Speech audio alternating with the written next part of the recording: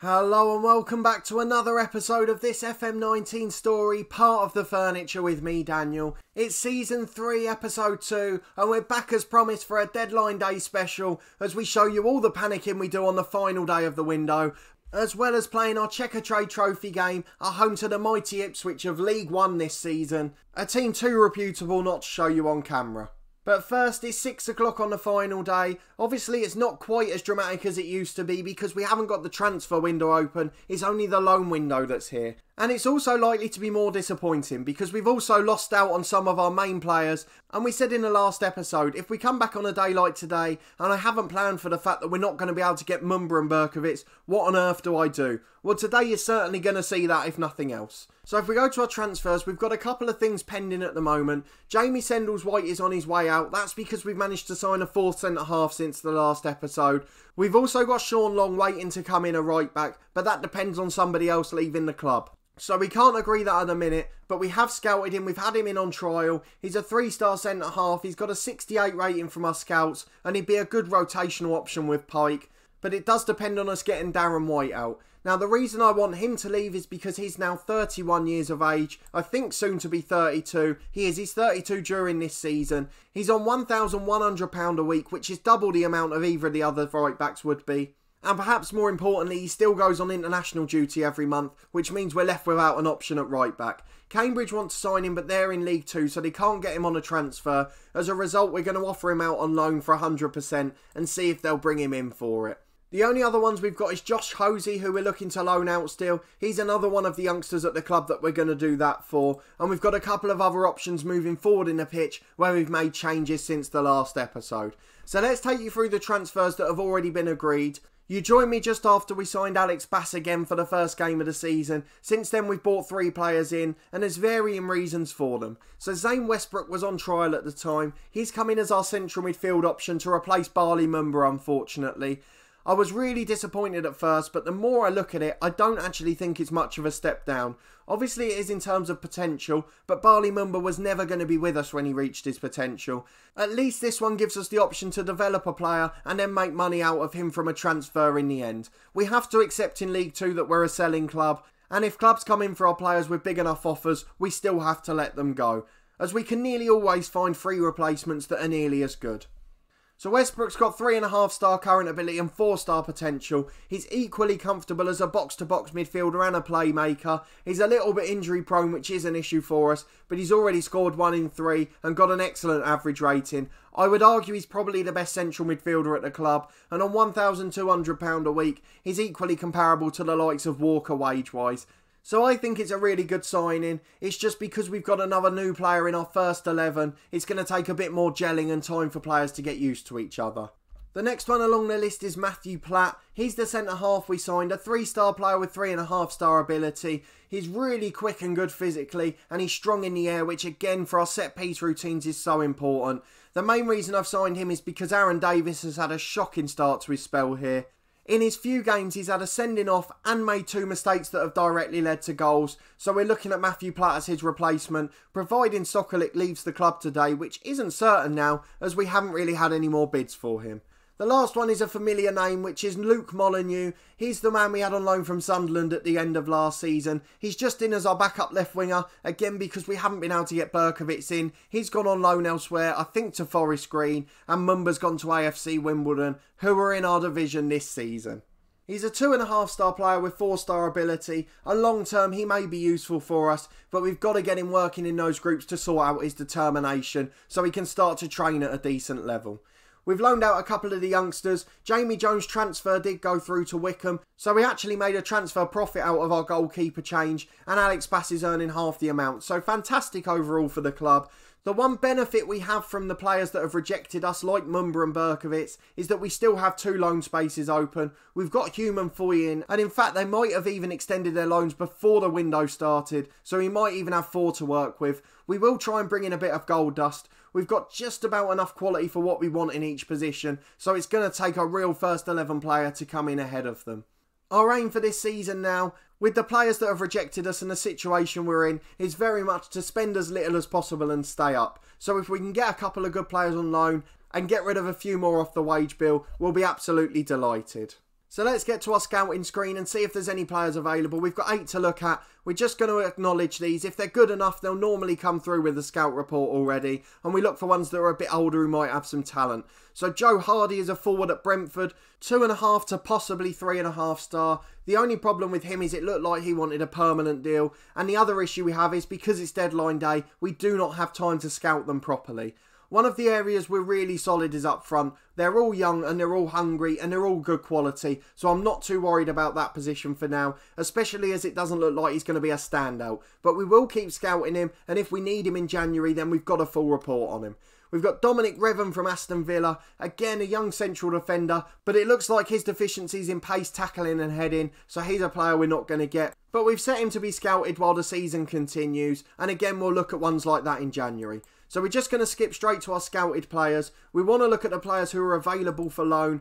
Nathan Sherrin's a centre-half we've tried to sign a couple of times. He does look okay across the board, but he's only 5'10", he's not determined, and as a result he's not the right player for us. Oliver Harrison is a youngster at Maidstone, the club that obviously came up winning the title by a shock last season. He did play some games for them, but if we're loaning players from there, we've really got to worry about where we're at this season. Alex Hunt is the man we nearly got last season until Mumba came in. And the reason I'm looking at a centre midfielder is because we've got the option now. We've not been able to sign good wingers to switch to a 4-5-1. We've got McDonald, who's obviously a natural holding midfielder. And as a result, he might be someone to get. So we're going to go for a loan deal for him. He has a slight interest. They only want £350 a week. So we're going to go in for Alex Hunt. Very much a panic signing. Might not be first choice. And might end up just being a waste of £350 a week. We have really struggled at left back. Denver Hume's not been the best. We've got another 75 rated player here in Ben Williams. So he very much looks like the sort of panic buy we're going to get. He's not interested in a transfer, but he's interested in a loan. They don't want anything towards his wages. So here's one we're definitely going to bring in. And hopefully he'll agree to sign on the dotted line, giving us that extra option. And we may even be able to loan out Rian O'Sullivan there and save some wage bill. So they're the sort of ones I'm looking at this season. We're mainly looking at players in the higher leagues because the other ones are more likely to be transfer players. We don't want to be signing players who have 1-star ability and 4-star potential. We need people who are ready for the first team now. Callum Hawkins is there, but we definitely don't need a goalkeeper. It's the one position I definitely won't sign a loan player. Ryan Cooney from Bury is an interesting option. A natural right midfielder who can play in the middle, but again, he doesn't look particularly convincing. If we see where he's played his games in his career so far, 17 in League 2 last year and had a terrible rating, so he's not going to be the one. We're not going to go below 70 for our ratings. We've got Kingsley Fobby. He's a right back at Sunderland at the moment. Again, we're trying to sign a cheap man there already, and he hasn't got that determination, so we won't worry about him either. There's not much else that looks worth signing, so we're going to have a quick look at our parent club, Sunderland. We're just going to dip into their under-23s and see who's available for loan. Donald Love, we already tried to get in, who rejected us. Embleton has too, but it's deadline day now, so maybe he'll come in for us. There's some other clubs after him, all at a similar level, so let's just try and get him for the season. It says he'd need some convincing, so it's unlikely he'll join, but he'd definitely be a star man if we could get him in. We did think about Jack Diamond, who was at Forest Green last year and got National League Player of the Season when we got promoted, but he's not quite the right fit for us. He's a right footer on that left wing, and he can't actually play on the left of a 4-man midfield. So he's not really versatile enough for what we want. And if we go to their senior squad, I don't think they've got any others there either. None for the loan list, just transfer listed players who are already nearly 30. The last one I did see in the under-23s was Mayer, the striker, the youngster who's doing so well in real life. He's on 10 grand a week and I bet he won't join. They're not even willing to discuss it. So I won't worry about that one, and we'll crack on through deadline day to see what comes off at the end. We'll be back in a minute to see how our panic signings worked out. So we're back at the end of deadline day. The loan transfer deadline has finally closed. It is over. We can't get any more in. We did just get the 2 signings, unfortunately. We've got one that we're looking at for the future, a big money transfer. Reece Williams, who we lost, is transfer listed by request. We've had a brilliant situation with Hearts, where in addition to the money they paid, we sold his future sell-on clause in the summer for $300,000, meaning our total sums for the transfer were about 450 grand before the bonuses that hadn't yet been met. And he's now on the transfer list for 275,000. We've agreed a transfer deal where most of it's in the future. It's just whether he wants to join us for January. But that would be an absolutely huge boost for us looking to the second half of the season.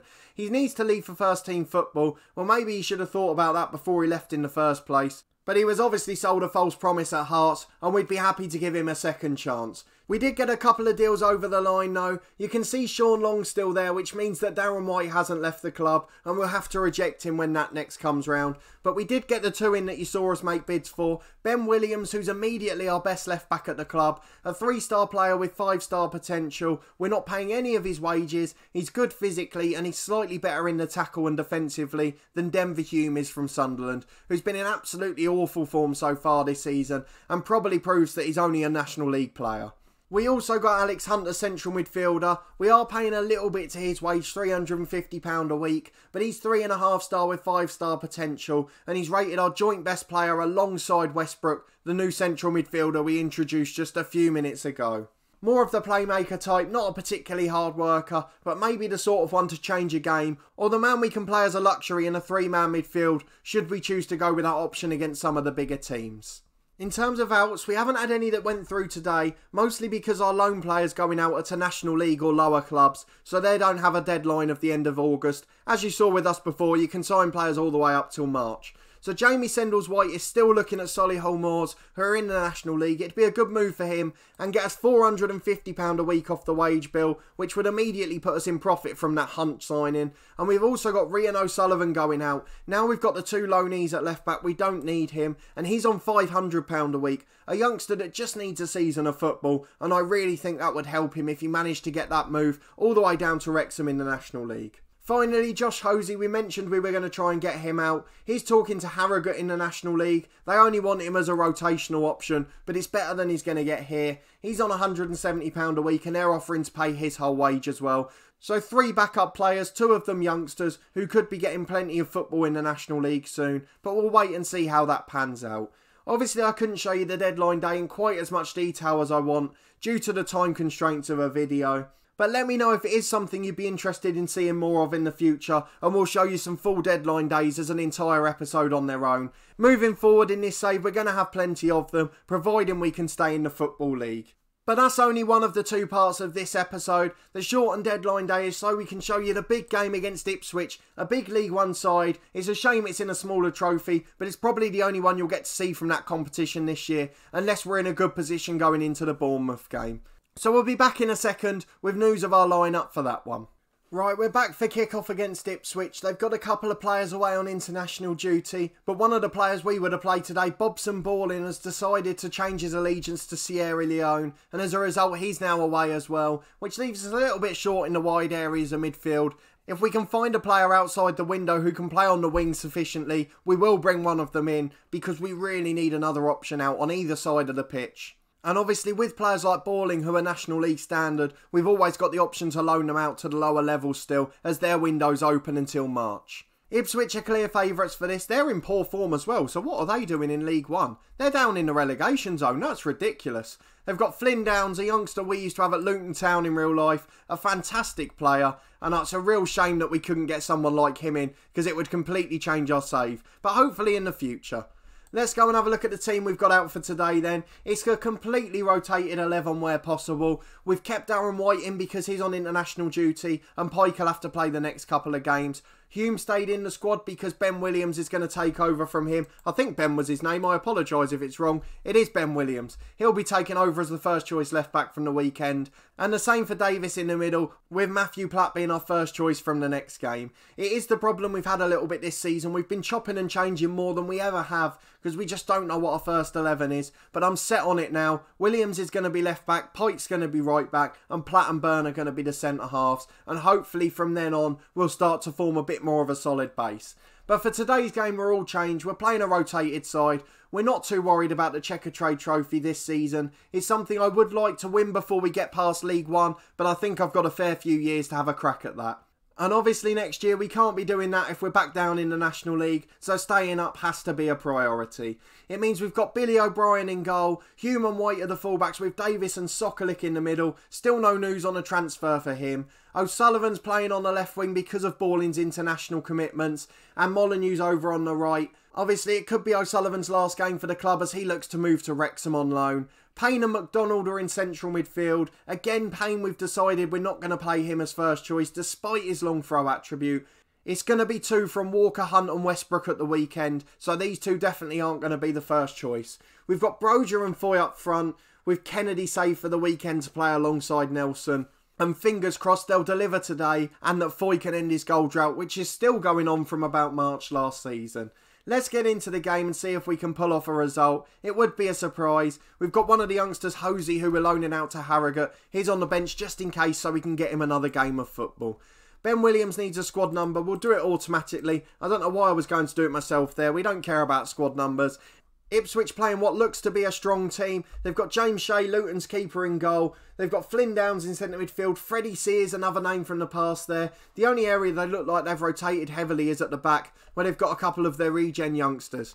We're obviously not a full strength either, but we're going to encourage the lads and see if we can get a result. We've been in awful form, and today could hopefully be the day to change that. You saw we're in 21st in the league, which we'll reflect on in the next episode, but we don't want to show you those results today because this is all about a cup game and the transfers.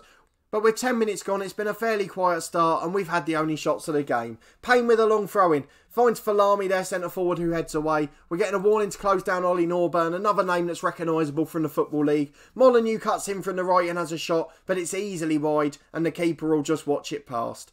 They've got an attacking throw, their first chance to get forward here. Sobis back to the edge, now Flynn Downs 25 yards out. Finds Norburn who goes for the shot. A lovely curling effort, but it's just wide of the post.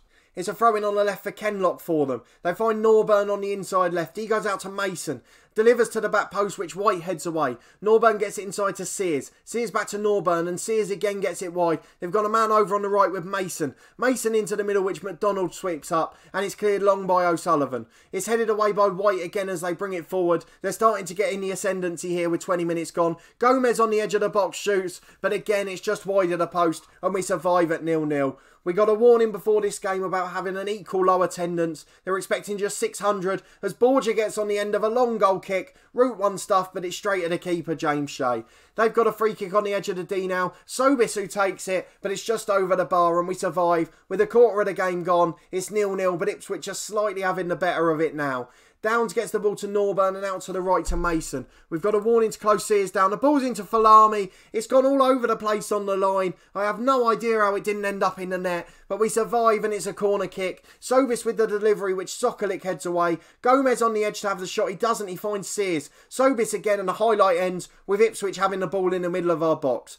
A very strange time for the end of a highlight. We've got the ball on the edge with Payne. His shot's blocked. O'Sullivan clears. Another weird time for a highlight to start. It's all going a bit strangely today. A very weird match indeed. McDonald gets the ball to Molyneux and back to White. A long ball over the top towards Foy, but it's headed away. But only as far as O'Sullivan for us. Covering on that left midfield into Broja. Great header, but it's tipped over the bar by Shea, who continues his real-life form for Luton here with Ipswich. White with the in-swinging corner to the back post. Davis is unmarked, heads it down, but it's straight at Shea again, who comfortably holds on his line. Kenlock with a throw for Ipswich. There's been a lot of good attacking football in this game, from both sides in fact. Mason to Downs, out to Sears on the right. Sears with the delivery is blocked by Hume, and Hume clears long down the pitch. Downs gets the ball again back to Norburn. They played a 1-2. Norburn with the ball back to Downs for the third time. Downs gets it out to the right to Sears, into the box. Sokolic heads away, and McDonald goes long away. Bro just chasing it down the right-hand channel. He's got Foy in the middle if he can find him, he does. Foy shoots from the edge, but it's blocked behind for a corner, and we're starting to look quite threatening on the counter-attack. We've got an out-swinging corner with Darren White from that right-hand side. Davis knocks it down. It's over the top. Deflects off Molyneux in the line. But it's gone down as an Aaron Davis goal. And with 35 minutes gone, we're 1-0 up. And it's just about deserved on the balance of play. The Ipswich have taken the ball straight from the kickoff. We're seeing another highlight. Maybe there's something to come straight back for them. White gets the ball in the right back area over the top. Bro just got in behind. He flicks it on, but it's dealt with by the centre half who's going to clear for them. Kenlock finds Norburn in the middle, and the last thing we want to do is concede straight away. Sobis goes over the top as Sokolic intercepts, and McDonald goes long for us, but it's only straight to their right back Mason. I have no idea why we're seeing this long highlight. It's just been pinball stuff from end to end. Gomez gets it out to Sears on the right, and now I might see why as they tried to deliver across, but it's cleared. Into the back post to Sobis. What a save by O'Brien. It was one of those like the David Seaman FA Cup one 15 years ago. The ball's behind him and he just manages to scoop it from off the line. A fantastic save to hopefully get us in ahead at the break. Broja finds Foy on the counter as we're into the minute of stoppage time. Foy has a shot from 25 yards, but it's just wide of the post. It was a good effort, but at half time we're going to be leading 1-0 against Ipswich of League One.